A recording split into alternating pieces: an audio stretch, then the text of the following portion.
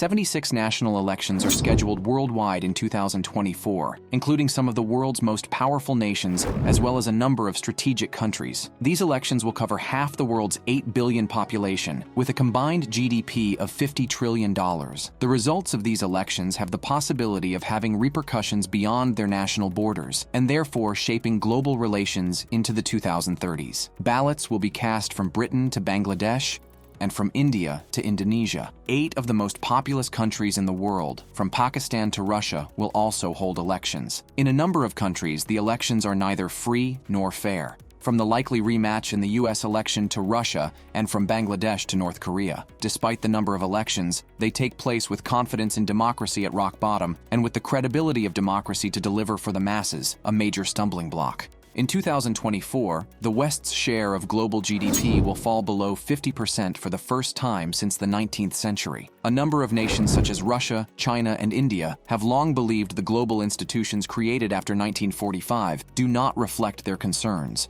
with China and Russia wanting to go further and subvert this system. Though America's economy is still the world's largest, its unipolar moment has ended. Europe has been in relative decline for some time, and within the US, there is declining support for America's global role and an isolationist tilt within the Republican Party. Already, populism, interventionist economics, and transactional globalization are challenging global security, market economics, and the rules-based order. The global rules-based order seems to be shrinking as neither the global powers or their institutions can do much in unstable regions such as the African Sahel and the Caucasus. In 2024, this zone of impunity could expand further across Africa and Russia's flanks. The US faces a long slog to stabilize and then renew a system that it led for so long.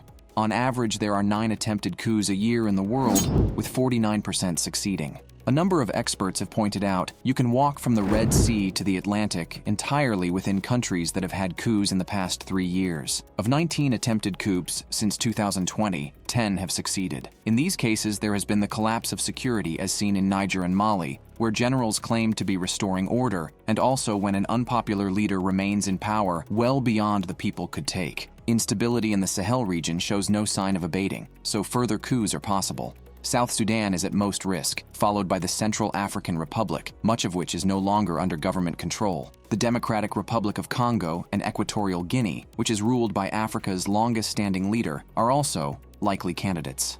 As the Ukraine war edges to its second-year anniversary, the battlefield situation is markedly different today than it was back in 2022. All the evidence is pointing to Ukraine's counteroffensive failing to achieve its stated goals, and that the war has reached a stalemate. The US can no longer be depended upon to lead this fight, with the Speaker of the House of Representatives blocking military support for Ukraine. President Joe Biden will likely find the politics of fighting the Republicans over Ukraine too difficult as the election in November 2024 nears. Europe increased its support to Ukraine in 2023. It did this by running down its own reserves of tanks, ammunition, and missiles. Without further big investments in defense procurement, Europe will not be able to maintain support. This will need new facilities with multi-year commitments from governments. It's not surprising the Ukrainians are being told to start talks with Russia and negotiate over the territory Russia has seized. The Middle East leaders for long verbally supported the Palestinian cause, but with Israel's onslaught, the Arab street is calling for action from their rulers, who are now running for cover as they never planned to ever act on their verbal support. There are regular demonstrations every week in the Middle East in support for intervention, placing pressure on the Arab rulers. For the region's leaders, their primary interest is their thrones and serving their Western masters to maintain this. The events of Palestine have exposed them as being on the diametric opposite side to the sentiments of the people. It remains to be seen if 2024 will be the sequel to 2011. In 2024, the US will be entering unprecedented and uncharted territory. These terms are probably no longer applicable to Donald Trump, and the 2024 election will need the coining of new terms. Barring any unforeseen circumstances, which is a major if, the 2024 presidential election is looking like a rematch between Joe Biden and Donald Trump. Left. Will you shut up, man? Listen, who is on your list, Joe? The question for the US electorate is, do they want to re-elect a man who governed as Mr. Trump did, who was impeached twice, and who tried to overturn the result of the last election? Or do they want to vote for Joe Biden, who is the oldest U.S. president ever, and there are question marks if he will finish his term? Over $1.2 trillion. 1 billion, 200 billion, a trillion? No one's quite sure what he meant. Trump's federal trial for attempting to overturn the 2020 election starts in March 2024. The federal cases against Trump are unlikely to be litigated by November 5th, the day of the election. Whoever becomes U.S. president faces the prospect of ruling over a polarized nation who may not even accept the final result. The Iraq War and the Afghan War debacle has seen U.S. intervention wane in popularity. Americans want to see an end to the forever wars in the greater Middle East in order to concentrate on the economy at home. But with Russia's invasion of Ukraine and the flare-up in Palestine, can the U.S. protect Taiwan if there is any flare-up in the Far East? Strategists worry about a window of vulnerability in the Indo-Pacific this decade, as China's forces grow stronger and America's investments in new military equipment will not bear fruits until the 2030s. Concerns about this gap will deepen with the approach of 2027, the year when Xi Jinping wants the People's Liberation Army to be able to invade Taiwan. With the public deeply against any U.S. foreign intervention,